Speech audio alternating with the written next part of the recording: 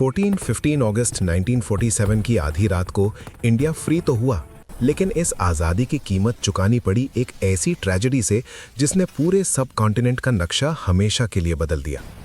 क्या आप जानते हैं कि आज़ादी मिलते ही इंडिया के सामने 3 ऐसे चैलेंजेस खड़े थे जो अगर सॉल्व नहीं होते तो आज इंडिया एक यूनाइटेड कंट्री नहीं बल्कि यूरोप की तरह 500 अलग अलग टुकड़ों में बंटा होता। Welcome to anything simplifier. आज हम डीप डाइव करेंगे क्लास 12 पॉलिटिकल साइंस के सबसे क्रूशियल चैप्टर पर, चैलेंजेस ऑफ नेशन बिल्डिंग।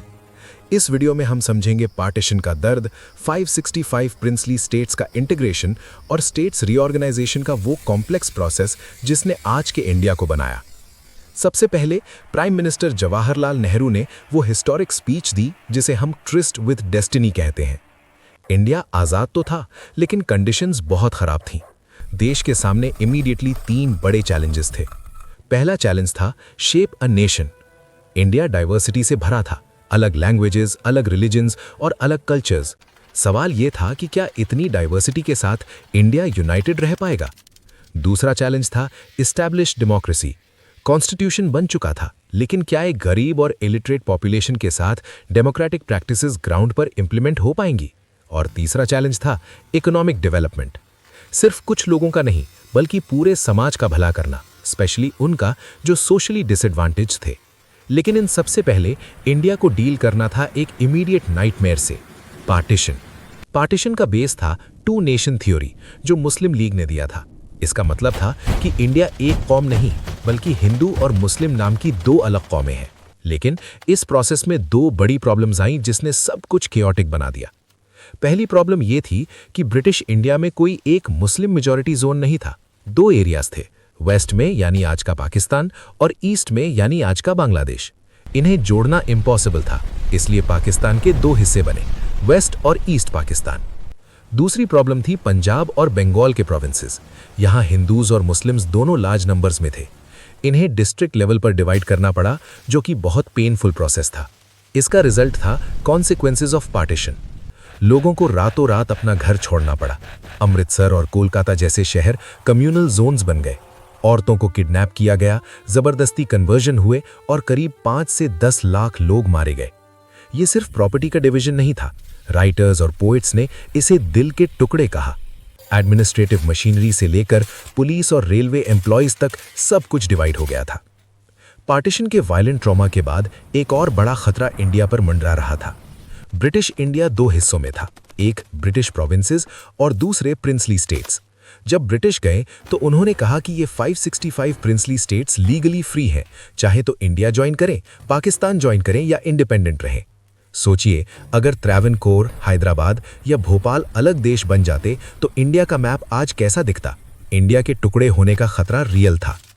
यहाँ एंट्री होती है सरदार वल्लभ भाई पटेल की। उन्होंने हिस्टोरिकल रोल प्ले किया और बहुत डिप्लोमेसी के साथ इन राजाओं को इंडिया ज्वाइन करने के लिए मनाया। ज्यादातर स्टेट्स ने इंस्ट्रूमेंट ऑफ एक्सेशन साइन कर दिया, जिसका मतलब था कि वो इंडिया का हिस्सा बनने को तैयार है। लेकिन 4 स्टेट्स ने बहुत परेशान किया, जूनागढ़, कश्मीर, मणिपुर और हैदराबाद। चलिए हैदराबाद और मणिपुर की कहानी डिटेल में देखते हैं। हैदराबाद इंडिया का सबसे बड़ा प्रिंसली स्टेट था। यहाँ का रूलर निजाम दुनिया के सबसे अमीर लोगों में से एक था और वो इंडिपेंडेंट रहना चाहता था। निजाम ने लोगों पर जुल्म करने के लिए रजाकार्स नाम की एक पैरामिलिट्री फोर्स छोड़ी। रजाकार्स ने नॉन मुस्लिम्स पर बहुत अटैक किए। फाइनली सितंबर 1948 में इंडियन आर्मी ने एक्शन लिया, जिसे ऑपरेशन पोलो कहा जाता है, और हैदराबाद इंडिया में मर्ज हो गया। दूसरी तरफ मणिपुर के महाराजा बोध चंद्र सिंह ने इंस्ट्रूमेंट ऑफ एक्सेशन साइन किया, लेकिन उन्होंने वहां इलेक्शंस करवाए। इंट्रीगिंग फैक्ट ये है कि मणिपुर इंडिया का पहला स्टेट था जहां यूनिवर्सल अडल्ट फ्रैंचाइज के बेस पर इलेक्शंस हुए जून 1948 में। लेकिन सितंबर 1949 में इंडियन गवर्नमेंट ने महाराजा पर प्रेशर डालकर मर्जर अग्रीमेंट साइन करवा लिया। इससे मणिपुर के लोगों में बहुत गुस्सा था, जो आज भी महसूस किया जा सकता है। प्रिंसली स्टेट्स का मैटर सॉल्व होने के बाद एक नया सवाल खड़ा हुआ। इंडिया के अंदर के स्टेट्स की बाउंड्रीज कैसे डिसाइड होंगी। ब्रिटिश टाइम पर बाउंड्रीज एडमिनिस्ट्रेशन की सुविधा के हिसाब से थी, लेकिन इंडिपेंडेंट इंडिया में मांग उठी कि स्टेट्स लैंग्वेज के आधार पर बनने चाहिए। कांग्रेस लीडर्स को डर था कि इससे देश टूट जाएगा, लेकिन पुराने मद्रास प्रोविंस में तेलुगु बोलने वालों ने अलग स्टेट की मांग शुरू कर दी, जिसे विशालांध्र मूवमेंट कहा गया।